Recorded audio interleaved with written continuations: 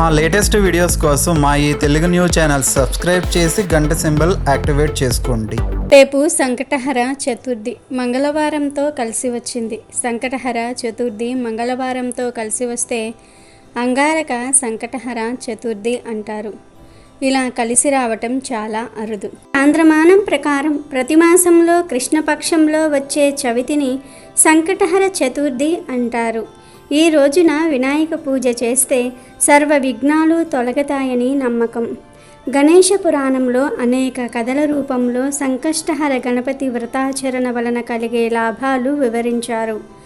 ఆ ప్రకారం సంకటహర చతుర్థి వ్రతం చేస్తే పుత్ర సంతాన ప్రాప్తి, బ్రహ్మహత్య పాతక నాశనము, వికలాంగ దోష నిర్మూలనము, రాజ్య ప్రాప్తి, కుజదోష నివారణము, క్షయవాది నివారణము, బానిసత్వ విముక్తి, క్రోధోపనయనము, అకాల మృత్యుహరణము, వ్యాధి నివారణము, జ్ఞాన ప్రాప్తి, మహిమ, నష్ట వస్తు ప్రాప్తి, మనోఅభిష్ట సిద్ధి, యుద్ధ విజయము, గురు అనుగ్రహము, ఇంద్రియ పటుత్వము మొదలైనవి అనేకం ప్రాప్తిస్తాయి.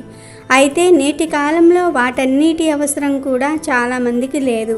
అందుకే సాధారణంగా ఈ వ్రతాన్ని వివాహాలకు ఆటంకాలను తొలగించేదిగా, సంతానాన్ని ప్రసాదించేదిగా, దూరమైన బంధువులను తిరిగి కలిపేదిగా, జాతక దోషాలను పోగొట్టడంలో సాటిలేనిదిగా తెలియజేస్తూ ఉంటారు. వినాయకుడు జ్ఞానము, బలము, ఐశ్వర్యము, సుఖము, అదృష్టములను ప్రసాదిస్తూ ఉంటాడు. తన భక్తుల కష్టాలను తొలగించేవాడు. పిల్లల పురోగతిని కోరుకునేవారు. సంకష్టహర చతుర్థి రోజు ఏదైనా గణేష ఆలయానికి వెళ్ళి పిల్లలు, ముఖ్యంగా ఆడపిల్లల చేతితో నువ్వులను దానం చేయించండి. ఇలా చేస్తే గణపతి అనుగ్రహం వల్ల జీవితంలో పురోగతి, విజయాలు లభిస్తాయి. కుటుంబంలో ఆనందము, శాంతితో పాటు సంపద పెరగాలనే కోరిక ఉంటే సంకష్టహర చతుర్థి నాడు వినాయకుడికి వెండి గిన్నెలో జాజికాయ, లవంగము, తమలపాకులు సమర్పించండి. మీ పని విజయవంతమవుతుంది. సంకష్టహర చతుర్థి రోజున పూజా సమయంలో గణేశుడికి నెయ్యి దీపం వెలిగించాలి. నెయ్యి దీపం వలన గణేశుని అనుగ్రహంతో ఐశ్వర్యము, సంతోషము కలుగుతాయి. ఐశ్వర్యం కూడా పెరుగుతుంది. వృత్తిలో పురోగతి, ప్రమోషన్ కోరుకునేవారు సంకష్టహర చతుర్థి రోజున గణపతిని ధ్యానిస్తూ అష్టముఖి రుద్రాక్షలను ధరించాలి. ఏదైనా సమస్యతో బాధపడుతూ ఉంటే సంకష్ట చతుర్థి రోజున నువ్వుల లడ్డూలను చేయించండి. గణేశుని పూజించే సమయంలో ఆ లడ్డూలను నైవేద్యంగా సమర్పించి ప్రసాదంగా తీసుకోండి. మీ సమస్య ఖచ్చితంగా పోతుంది. అప్పుల ఊబిలో చిక్కుకొని ఆర్థిక పరిస్థితి మరీ దారుణంగా ఉంటే సంకష్ట చతుర్థి రోజున పూజా సమయంలో రుణ విమోచన గణేశ స్తోత్రాన్ని పఠించండి. ఇంకా ఏదైనా సమస్య మిమ్మల్ని చుట్టుముట్టినట్లయితే దాని నుండి బయటపడడానికి ఆచారాల ప్రకారం సంకష్ట చతుర్థి రోజు ఉపవాసం ఉండండి. కష్టాలన్నీ తొలగిపోతాయి. అయితే ఎంతో పవిత్రమైన ఈ రోజున 5 రూపాయలతో ఇలా చేస్తే బిచ్చగాడైన కోటీశ్వరుడిగా మారటం ఖాయం. 5 రూపాయలతో సంకటహర చతుర్థి రోజున ఈ చిన్న పరిహారం చేసిన వారు ఎంత పేదవారైనా సరే కుబేరులుగా మారుతారని పండితులు చెప్తూ ఉన్నారు. చిల్లర కాయిన్స్తో ఏ పరిహారం చేసినా లక్ష్మీదేవి అనుగ్రహం మనపై ఉంటుందని పరిహార శాస్త్రంలో చెప్పబడింది. కొంతమంది ఇళ్లల్లో అందరూ పనిచేస్తారు, కానీ ఒక్క రూపాయి కూడా ఇంట్లో మిగలకుండా ఖర్చు అయిపోతూ ఉంటుంది. ఒకరి డబ్బులను ఖర్చు చేసి మరి ఒకరి డబ్బును పొదుపు చేసుకోవాలని అనుకుంటూ ఉంటారు. కానీ అలా అస్సలు కుదరదు. కుటుంబ సభ్యులు అందరూ కూడా కష్టపడి పనిచేసి డబ్బును సంపాదించి ఏదో ఒకటి కొనాలని, ఆర్థిక పరంగా వృద్ధి చెందాలని ఆశపడతారు. కానీ కొన్ని కారణాల వల్ల ఆ డబ్బు ఖర్చు అయిపోతూ ఉంటుంది. కొన్నిసార్లు అవసరానికి డబ్బు ఖర్చు చేస్తే మరికొన్నిసార్లు మనకు తెలియకుండానే డబ్బును అనవసర వాటికి ఖర్చు చేస్తూ ఉంటాము. సరిగ్గా చేతి నిండా డబ్బులు ఉన్నాయి, ఏదో ఒకటి కొనవచ్చు అనుకునేలోపు ఎవరో ఒకరికి ఆరోగ్య సమస్య రావటము, డబ్బు ఖర్చు అవ్వటము జరుగుతుంది. ఇలా మీ ఇంట్లో ఎంతమంది కష్టపడ్డా డబ్బు నిలవటం లేదా? అయితే దానికి ప్రధాన కారణం జనాల ఏడుపులు. మీ ఇంటి చుట్టూ ప్రక్కల వారు, మీ బంధువులు మీ ఎదుగుదలను చూసి ఓర్వలేకపోవటం వల్ల మీపై వారి చెడు ప్రభావం పడుతుంది. దీనికి కారణంగా మీరు జీవితంలో పైకి ఎదలేకపోతారు. ఇంట్లో ఒకరు సంపాదించిన, ఇద్దరు సంపాదించిన డబ్బు అస్సలు ఇంట్లో నిలవకపోవడానికి కారణం నరదృష్టి. ఇతరుల ఏడుపు ప్రభావం కారణంగా సమాజంలో గుర్తింపును కూడా కోల్పోతారని పండితులు చెప్తూ ఉన్నారు. మీ ఇంటిలో కూడా ఎంతమంది కష్టపడి పనిచేసినా ఆర్థిక పరంగా ఎదగలేకపోతూ ఉన్నారా?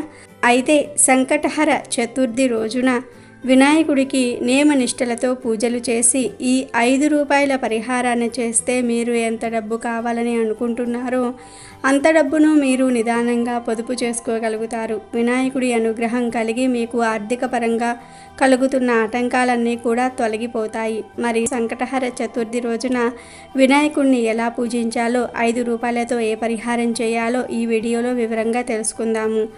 ఫస్ట్ అయితే కామెంట్ బాక్స్లో ఓం గం గణపతియే నమః అని కామెంట్ చేయండి.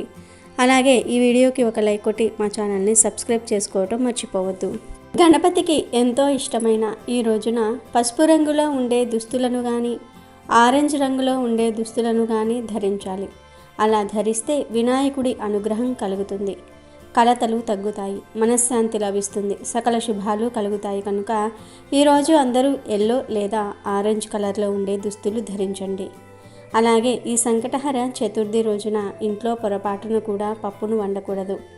ఎవరు ఈరోజు ఈ కూరను తినకూడదు. సంకటహర చతుర్థి రోజు పప్పును తింటే మానసిక రోగాలు వస్తాయి, కష్టాలు వస్తాయని శాస్త్రాలు చెప్తూ ఉన్నాయి. కనుక ఎవ్వరూ ఈ సంకటహర చతుర్థి రోజు పప్పును తినవద్దు. కందిపప్పు, పెసరపప్పు, ఎర్రపప్పు ఇలా పప్పును తినకూడదు. కూరల రూపంలోనే కాదు ఏ రూపంలోనూ కూడా పప్పును స్వీకరించకూడదు. ఎవరైతే కష్టాలతో కన్నీళ్లతో సతమతమైపోతూ ఉన్నారో వారు చక్కగా ఈ సంకటహర చతుర్థి రోజున రాత్రి 7 నుండి 10 గంటల మధ్యలో చక్కగా ఒక గిన్నెలో కానీ గ్లాసులో కానీ శుద్ధమైన నీళ్లు తీసుకోండి. అంటే మీరు తాగే నీరు ఉంటుంది కదా, ఆ నీటిని తీసుకోండి. తీసుకొని ఆ నీటిలో కొంచెం అంటే ఒక 1/2 స్పూన్ అంత గల్లులుప్పు వేయండి. గల్లులుప్పుకు చెడును తొలగించే శక్తి ఉందనే విషయం అందరికీ తెలిసిందే. గల్లులుప్పుతో ఎటువంటి పరిహారాలు చేసినా అద్భుతమైన ఫలితాలు తాయి గనుక గల్లులుప్పు వేయండి. తరువాత ఈ నీటిలోనే 3 తులసి ఆకులను తెచ్చి చేతితో నలిపి నీటిలో కలపండి. అలా కలపటం వలన ఈ నీటికి విపరీతమైనటువంటి శక్తులు వస్తాయి. ఆ తరువాత ఈ నీటి మీద మీ కుడి చేతిని మూతలాగా పెట్టి ఓం శాంతి ఓం అనే మంత్రాన్ని జపించండి. అలా చేసిన తర్వాత ఈ నీటిని తీసుకొని మీ ఇంటి బయటకు వచ్చేసి మీ ఇంటి చుట్టూ ఈ నీటిని చిలకరించండి. మీ ఇంటి చుట్టూతా ఈ నీటిని చల్లేయండి. అలా చల్లేటప్పుడు మా ఇంటికి ఉన్న కీడంతా కూడా పోవాలి, మా ఇంటికి పట్టిన పీడంతా పోవాలి, మా ఇంట్లోని చెడంతా పోవాలి, కష్టాలు కన్నీళ్ళు అన్నీ పోవాలి, అందరిలాగా మేము కూడా సంతోషంగా ఉండాలి అని మనసారా సంకల్పం చెప్పుకోండి. మనసులో సంకల్పం చెప్పుకుంటూ ఈ నీటిని ఇంటి చుట్టూ చల్లండి. అలా చల్లేసిన తర్వాత ఇక మీరు మీ ఇంట్లోకి వెళ్ళిపోండి. అంతే. ఈ పరిహారాన్ని ఖచ్చితంగా రాత్రి 7 నుండి 10 గంటల మధ్యలో మాత్రమే చేయాలి. పగటిపూట అస్సలు చేయకూడదు. ఈ చిన్న పరిహారం చేయటం వలన మీకు ఉండే కష్టాలు కన్నీళ్ళు బాధలు ఆటంకాలు సమస్యలు అన్నీ కూడా తొలగిపోతాయి. అప్పులు కూడా తీరిపోతాయి. వద్దన్నా ఆగకుండా ధనం వస్తూనే ఉంటుంది. కనుక మీరు కూడా రేపు సంకటహర చతుర్థి రోజు ఇంట్లో ఈ నీటిని చల్లండి. శుభ ఫలితాలను పొంది సంతోషంగా జీవించండి. దేవతలందరిలో తొలి పూజ అందుకునేది వినాయకుడు. పూజ శుభకార్యం ఏదైనా సరే ముందుగా వినాయకుడిని పూజించిన తర్వాత మిగతా పూజ మొదలు పెడతారు. మానవుల కష్టాల నుండి గట్టెక్కించేది సంకటహర చతుర్థి వ్రతం. గణపతికి అత్యంత ప్రీతిపాత్రమైన తిథులలో ప్రధానమైనది చవితి తిథి. అయితే ఈ చవితి లేదా చతుర్థి పూజను 2 రకములుగా ఆచరిస్తారు. మొదటిది వరద చతుర్థి, రెండవది సంకష్టహర చతుర్థి. అమావాస్య తర్వాత వచ్చే చతుర్థి రోజున చేసే వ్రతమును వరద చతుర్థి అని, పౌర్ణమి తర్వాత వచ్చే చతుర్థి రోజున చేసే వ్రతమును సంకష్టహర చతుర్థి లేదా సంకటహర చతుర్థి వ్రతం అంటారు. ఇందులో వరద చతుర్థిని వినాయక వ్రతంగా వినాయక చవితి రోజున ఆచరిస్తారు. సంకటములను తొలగించేది సంకటహర చతుర్థి. సంకటహర చతుర్థి రోజున వినాయకుడిని పూజించటం వల్ల సకల కోరికలు నెరవేరుతాయి. అందరికీ వినాయకుడు మొదటి ఆరాధ్య దైవంగా ఉంటాడు. ప్రతి నెల పౌర్ణమి వెళ్ళిన 3-4 రోజుల్లో సంకటహర చతుర్థి వస్తుంది. ఈ సంకటహర చతుర్థి అంటే గణపతికి ఎంతో ఇష్టం. ఈరోజు గణపతిని ఆరాధించటం వలన సంకటాలన్నీ కూడా పోతాయి, ఆటంకాలు పోతాయి, కష్టాలు పోతాయి. ఈ సంకటహర చతుర్థి అన్న పేరులోనే ఉంది సంకటాలను హరించే చతుర్థి అని. కనుక ఈరోజు భక్తిగా గణపతిని పూజిస్తే ఎలాంటి కష్టాలైనా సరే తొలగిపోతాయి. బ్రహ్మదేవునికి మొదట సృష్టి చేసేటప్పుడు అనేక ఆటంకాలు ఏర్పడ్డాయి. అసలు సృష్టి ఎలా చేయాలో బ్రహ్మకు తెలియలేదు. దాంతో బ్రహ్మ ముక్కు పెట్టాల్సిన చోట చెవి, చెవి పెట్టాల్సిన చోట ముక్కు పెట్టేవాడు. బ్రహ్మ సృష్టి ప్రారంభించిన 1000 సంవత్సరాల వరకు సృష్టిలో ఆటంకాలు ఎదురయ్యాయి. అప్పుడు బ్రహ్మ తపస్సు చేశాడు. అలా 1000 సంవత్సరాలు బ్రహ్మ తపస్సు చేయగా ఒక్కసారిగా వక్రతుండ గణపతి ఒక కృష్ణపక్ష చతుర్దశి రోజు కనిపించాడు. ఆ గణపతి బ్రహ్మ సృష్టిలో ఏర్పడిన వక్రాలను తొలగించాడు. అందుకే ఆయనకు వక్రతుండ గణపతి అని పేరు వచ్చింది. గణపతి ఆది నుండి ఉన్న దేవుడు. బ్రహ్మదేవుడంతటి వాడి ఆటంకాలనే తొలగించిన గణపతికి మన ఇబ్బందులు ఒక లెక్క కాదు. కనుక సంకటహర చతుర్థి రోజు ఆటంకాలు ఉన్నాయి, కష్టాలు ఉన్నాయి అని బాధపడేవారు ఇంట్లో గణపతిని పూజించుకుంటే ఆ కష్టాలన్నీ కూడా పోతాయి. ఇంట్లో పూజ చేయటం కుదరని వారు గణపతి ఆలయానికి వెళ్ళినా కూడా మంచి శుభ ఫలితాలు. ఈ రోజున ఉపవాసం ఉండి వినాయకుడిని పూజిస్తారు. రోజంతా ఉపవాసం ఉండి రాత్రిపూట చంద్రుణ్ణి పూజించి నైవేద్యాలను సమర్పిస్తారు. దీంతో ఈ ఉపవాసం పూర్తవుతుంది. ఈ ఉపవాసంలో చంద్రుని ఆరాధన ముఖ్యం. అది లేకుండా ఉపవాసం పూర్తి కాదు. వినాయకుడు అంటే పరిపూర్ణతకు ప్రత్యక్ష స్వరూపంగా చెప్పబడినది. వినాయకుడు తన భక్తుల జీవితాలలో అవాంతరాలను తొలగించటమే కాకుండా సరైన మార్గంలో పయనించుటకు మార్గనిర్దేశ చేయగలిగిన వాడని భక్తుల ప్రగాఢ విశ్వాసం. వినాయకుడిని 2 భార్యలు సిద్ధి, బుద్ధి ఉన్నారు. బుద్ధిని రీతిగా కూడా కొందరు పిలుస్తూ ఉంటారు. ఇక్కడ బుద్ధి శ్రేయస్సును సూచిస్తే సిద్ధి విజయాన్ని సూచిస్తుంది. వినాయకునికి శుభ, లభ అనే 2 కొడుకులు కూడా ఉన్నారు. ఇక్కడ రిధి సంతానమైన శుభుడు మంచికి పేరు ప్రఖ్యాతలకు చిహ్నంగా సూచింపబడితే, సిద్ధి కుమారుడైన లభుడు లాభానికి చిహ్నంగా ఉంటారు. అందుచేతనే ఒక్క వినాయకుడిని పూజిస్తే అన్నింటా విజయములు పొందవచ్చునని భక్తుల ప్రగాఢ విశ్వాసము. తద్వారా ఎటువంటి కార్యాన్ని చేపట్టినా మొదట వినాయకుని పూజ చేయటం హిందువుల ఆనవాయితీగా ఉంది. తద్వారా ఎటువంటి ఆటంకములు లేకుండా పనులు పూర్తవుతాయని భక్తుల నమ్మకం. అటువంటి వినాయకుడికి సంకటహర చతుర్థి అంటే ఎంతో ఇష్టం. నిజానికి ఈరోజు ఏం చేసినా చెయ్యకపోయినా ఒక వ్యక్తి లేదా ఒక జీవిని ఆనందింపచేస్తే చాలు గణపతి ప్రసన్నమవుతాడు అని పండితులు చెప్తూ ఉన్నారు. ఎందుకంటే గణపతి ఆనందానికి కారకుడు. మీరు ఏ జీవినైనా ఆనందింపబరిస్తే గణపతి మీకు ఆనందాన్ని కలుగజేస్తాడు.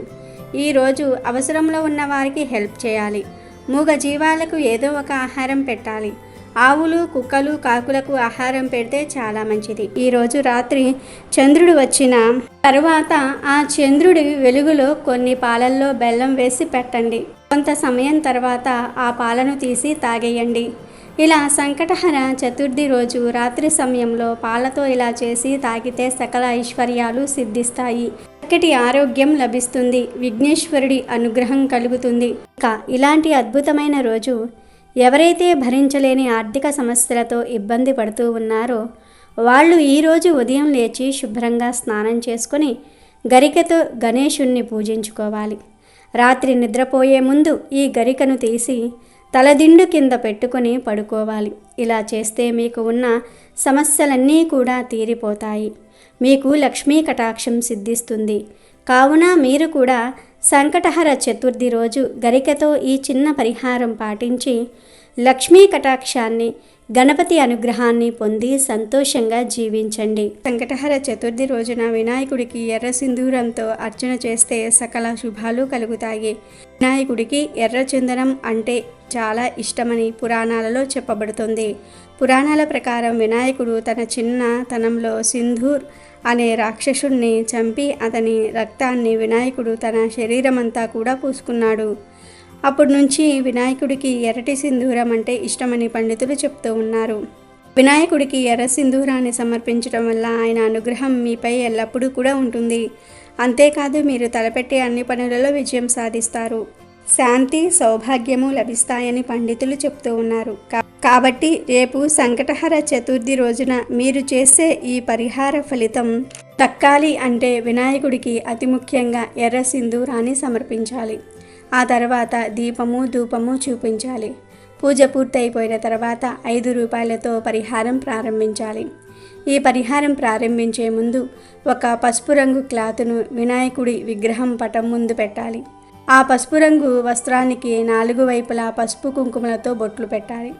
ఆ తర్వాత ఒక రాగి ప్లేట్లో కొంచెం ఎర్ర సింధూరాన్ని వేసి అందులో గంగాజలం కానీ రోజ్ వాటర్ కానీ అత్తరు కానీ వేసి చక్కగా కలపాలి.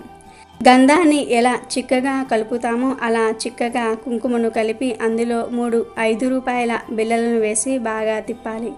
ఆ 5 రూపాయల కాయిన్స్కు కుంకుమ బాగా అద్దాలి. అలా అద్దిన తర్వాత ఆ 3 5 రూపాయల కాయిన్స్ను తీసి వినాయకుడి పటం దగ్గర పెట్టిన పసుపు రంగు క్లాతులో వేయాలి. ఆ తర్వాత ఆ క్లాతులో 5 జిల్లేడు పువ్వులను కూడా వేయాలి. ఏ రంగు జిల్లేడు పూలు అయినా సరే పర్వాలేదు, 5 జిల్లేడు పూలను కూడా వేసి మీ సంకల్పాన్ని చెప్పుకోవాలి. ఈ పరిహారంలో వాడిన 5 రూపాయల కాయిన్స్ను పాత కాయిన్స్ అయినా సరే పర్వాలేదు, గోల్డ్ కాయిన్స్ అయినా సరే పర్వాలేదు, ఎటువంటి కాయిన్ అయినా సరే పర్వాలేదు. కానీ ఏ కాయిన్స్ తీసుకున్నా 3 ఒకే రంగులో ఉండేలాగా ఒకే రకంగా ఉండేలాగా కాయిన్స్ను తీసుకోండి. 1 పాత కాయిన్ మరి 2 కొత్త కాయిన్స్ అలా తీసుకోకుండా 3 ఒకే కాయిన్స్ను తీసుకోవాలి. ఈ పరిహారం చేస్తున్నట్లు బంధువులకు కానీ మిత్రులకు కానీ ఎవ్వరికీ కూడా చెప్పనేకూడదు. చాలా రహస్యంగా చేసుకోవాలి. ఈ పరిహారం చేయటం వల్ల ఇతరుల ఏడుపులు మీపై ఎటువంటి ప్రభావం చూపించవు. పసుపు రంగు క్లాతులో అన్నీ వేసి సంకల్పం చెప్పుకున్న తర్వాత ఆ క్లాతును మూటలాగా కట్టి బాగా ధూపం చూపించాలి. పసుపు రంగు మూటకు బాగా ధూపం వేసి ఆ క్లాతును మీ చేతిలో పట్టుకొని మీకు ఉన్న సమస్యను చెప్పుకోండి. బ్యాంకులో లోన్స్ రాకపోయినా అప్పులు తీర్చలేకపోతూ ఉన్న ఈ పరిహారాన్ని చేసుకోవచ్చు. అంతేకాదు మీరు ఇతరులకు ఇచ్చిన డబ్బులు మీ వద్దకు రాకపోయినా సరే ఈ పరిహారాన్ని చేసుకోవచ్చు. ఇంటిలో డబ్బులు నిలవటం లేదని బాధపడేవారు, నెల చివరకు వచ్చేసరికి చేతిలో 1 రూపాయి కూడా మిగలటం లేదని బాధపడే వారందరూ కూడా ఈ పరిహారాన్ని చేసుకోవచ్చు. ఇక ఆ మూటను మీ పర్సులో కానీ లాకర్లో కానీ బీరువాలో కానీ పెట్టుకోవచ్చు. ఒకవేళ మీ ఆదాయం రెట్టింపు అవ్వటం లేదని బాధపడేవారు మీ పర్సులో ఈ మూటను పెట్టుకోవచ్చు. ఇంటిలో డబ్బు నిలవటం లేదని బాధపడేవారు ఈ మూటను బీరువాలో మీరు డబ్బును దాచే ప్లేస్లో పెట్టుకోవచ్చు. ఇలా ఈ మూటను బీరువాలో లేదా పర్సులో పెట్టుకోవటం వల్ల మీ ఆదాయం పెరుగుతుంది. నెమ్మదిగా ధన సమస్యలు తీరిపోతాయి. ఇక ఆ మూటను మళ్ళీ వచ్చే సంకటహర చతుర్థి నాడు మారిస్తే సరిపోతుంది. ఆ మూటను మార్చే ముందు వినాయకుడికి నమస్కరించుకొని ఆ మూటను విప్పి ఆ 5 రూపాయల కాయిన్ను తీసి ఏదైనా దేవుని గుడిలో హుండీలో వేయవచ్చు. లేదా వాటిని ఖర్చు చేయకుండా ఇంటిలో ఒక పక్కన పెట్టుకోవచ్చు. ఈ పరిహారం చేయటం వల్ల మీ ఆర్థిక పరిస్థితి మెరుగుపడితే మళ్ళీ ఈ పరిహారాన్ని చేయండి. విశ్వాసంతో చేయండి. అలాగే ఈ పరిహారానికి ఉపయోగించిన క్లాతును మరియు పువ్వులను ఏదైనా చెట్టు మొదట్లో వేసేయండి. మళ్ళీ పరిహారం చేస్తున్నప్పుడు కొత్త క్లాత్తో పరిహారం చేయండి. పరిహారానికి డబ్బు ఖర్చు అవుతుంది అని ఆలోచిస్తూ నమ్మకం లేకుండా ఈ పరిహారం చేస్తే పరిహారం చేసిన ఫలితం దక్కదు. మీరు ఏ పూజ చేసినా పరిహారం చేసినా నమ్మకంతో విశ్వాసంతో చేయాలి. రేపు సంకటహర చతుర్థి రోజున కూడా వినాయకుడికి భక్తి శ్రద్ధలతో పూజలు చేసి ఈ 5 రూపాయల పరిహారాన్ని చేసి మీకు ఉన్న ఆర్థిక సమస్యలను తొలగించుకొని కోటీశ్వర్లుగా మారిపోండి. ఈ పరిహారం చేయటం వల్ల వినాయకుడి అనుగ్రహం కూడా కలుగుతుంది. ఆర్థిక పరంగా వృద్ధి చెంది ఆనందంగా జీవించండి.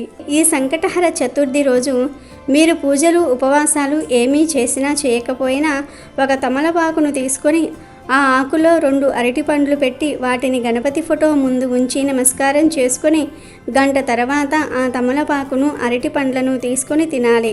ఇలా ఈరోజు తమలపాకును లేదా అరటి పండ్లను రెండిటిల్లో ఏదో ఒకటి తింటే గంటలో మీ ఒంట్లో ఉన్న దరిద్రమంతా కూడా పోతుంది. కష్టాలన్నీ కూడా పోతాయి. గణపతి అనుగ్రహం కలుగుతుంది. వద్దన్న ఐశ్వర్యం వస్తుందని శాస్త్ర పండితులు చెప్తూ ఉన్నారు. కాబట్టి ఈ సంకటహర చతుర్థి రోజున ప్రతి ఒక్కరూ కూడా తమలపాకును లేదా అరటి పండ్లను లేదా అరటిపండు తమలపాకు రెండింటినీ కూడా తిని శుభాలను పొందండి. పౌర్ణమి తర్వాత వచ్చే చవితిని సంకటహర చతుర్థి అని పిలుస్తూ ఉంటారు. ఆ రోజు గనుక వినాయకుణ్ణి పూజిస్తే ఎలాంటి గ్రహదోషాలైనా తీరిపోతాయి. పెళ్లి కాకపోవటం, పిల్లలు లేకపోవటం లాంటి కష్టాలు తొలగిపోతాయి. ఆర్థిక సమస్యలన్నీ దూరమైపోతాయి. సంకష్టహర చతుర్థి ఎంతో పవిత్రమైన రోజు. ఈ సంకష్టహర చతుర్థి వ్రతాన్ని ఆచరించి పార్వతీదేవి ఎన్నో శుభ ఫలితాలను పొందినట్లు పురాణాలు చెప్తూ ఉన్నాయి. అంతేకాదు అగస్త్య మహర్షి సప్త సముద్రాలను ఆపోషణం పట్టడానికి గల శక్తిని ఇచ్చింది ఈ వ్రతమే. ధర్మరాజు ఈ వ్రతాన్ని ఆచరించి యుద్ధంలో శత్రువులను సంహరించి రాజ్యాన్ని పొందాడు. అహల్యాదేవి తన శాపాన్ని తొలగించుకున్నాక ఈ వ్రతాన్ని ఆచరించి తన భర్త గౌతమ మహర్షిని చేరింది. ఆంజనేయుడు లంకానగరంలో సీతాదేవిని వెతుకుతూ ఈ వ్రతం చేస్తానని మొక్కుకోగా అశోకవనంలో సీతాదేవిని చూడగలిగాడు. ఈరోజు వ్రతం చేసినా చేయకపోయినా గణపతిని పూజించిన వారి ధర్మార్థ కామ మోక్షాదులు తప్పక నెరవేరుతాయి. హర చతుర్థి రోజున ఉపవాసం ఉండటం కానీ వ్రతం చేయటం కానీ కుదరకపోయినా పర్వాలేదు. ఆ రోజు 4 సార్లు సంకటనాశన గణేశ స్తోత్రాన్ని చదివి దగ్గరలో ఉన్న వినాయకుని గుడికి వెళ్ళినా కూడా ఆ స్వామి ప్రసన్నమవుతాడు. ఇక వినాయకుడికి ఎంతో ఇష్టమైన ఈ సంకటహర చతుర్థి రోజున వేప ఆకులతో ఒక పరిహారం చేస్తే చాలు 60 నిమిషాలలో మీ జీవితం మారిపోతుందని శాస్త్ర పండితులు చెప్తూ ఉన్నారు. అసలేం చేయాలి అంటే ఏమీ లేదు. సంకటహర చతుర్థి రోజున ఉదయాన్నే 2 రెమ్మల వేప ఆకులను కోసి తెచ్చుకోండి. వేప ఆకులకు మన కష్టాలను తొలగించి మన జీవితాన్ని అద్భుతంగా మార్చేసే శక్తులు ఉన్నాయి కనుక వేప ఆకులను తెచ్చుకోండి. తర్వాత ఆ వేప ఆకులను ఒక రాగి ప్లేట్లో కానీ ఇత్తడి ప్లేట్లో కానీ వేయండి. స్టీల్ ప్లేట్లో మాత్రం వేయవద్దు. ఇలా ఆకులను ప్లేట్లో వేసిన తర్వాత ఆ ప్లేట్ను తీసుకొని వెళ్ళి పూజ గదిలో గణపతి ఫోటో ముందు పెట్టండి. ఫోటో ముందు పెట్టే ముందు కొన్ని పసుపు నీళ్లను వేప ఆకుల మీద చల్లి ఆ తర్వాత ప్లేట్ను గణపతి ఫోటో ముందు పెట్టండి. ఇలా పెట్టిన తర్వాత చక్కగా ఒక ప్రమిదను తీసుకుని దానిని వేప ఆకుల మీద పెట్టండి. ఆ ప్రమిదలో కొబ్బరి నూనెను పోయండి. ఆ తర్వాత 3 లేదా 5 వత్తులు వేసి దీపం వెలిగించండి. ఇలా వెలిగించిన దీపానికి పసుపు, కుంకుమ, అక్షింతలు సమర్పించండి. ఇలా ఎవరైతే ఈరోజు వినాయకుడి ఫోటో ముందు వేప ఆకుల మీద దీపాన్ని పెడతారో వారి ఇంట్లో 60 నిమిషాల్లో అద్భుతం జరుగుతుంది. కష్టాలన్నీ కూడా పోతాయి. ప్రతి సంకటహర చతుర్థి రోజు ఇలా వేప ఆకుల మీద దీపం పెడితే నెమ్మదిగా ధన సమస్యలు పోతాయి, డబ్బు వస్తుంది. మీరు కలకాలం ఆనందంగా ఐశ్వర్యంతో జీవిస్తారు. అదేవిధంగా సంకటహర చతుర్థి రోజున 2 వేప కొమ్మలను తెచ్చుకొని ఆ కొమ్మలను మీ మెయిన్ డోర్కి 2 వైపులా కట్టండి. ఇలా కట్టడం వలన దుష్ట పీడలు, నెగిటివ్ ఎనర్జీ ప్రభావము మీ ఇంటి మీద పడదు. అదృష్టం బాగా కలిసి వస్తుంది. సంకటహర చతుర్థి రోజు వేప ఆకుల మీద దీపం వెలిగించారు. ఆ ఆకులను మరునాడు పూజగది నుండి తొలగించి ఏదైనా వేప చెట్టు మొదట్లో పడేయాల్సి ఉంటుంది. సంకటహర చతుర్థి రోజు వేప ఆకులతో ఈ 2 పనులు చేస్తే ఖచ్చితమైన శుభ ఫలితాలు కలుగుతాయి. కనుక మీరు కూడా సంకటహర చతుర్థి రోజున వేప ఆకులతో ఈ పరిహారాలు చేసి శుభ ఫలితాలను పొందండి. వీడియో నచ్చితే లైక్ చేయండి, షేర్ చేయండి, బట్ సబ్స్క్రైబ్ చేసుకోవడం మర్చిపోవద్దు.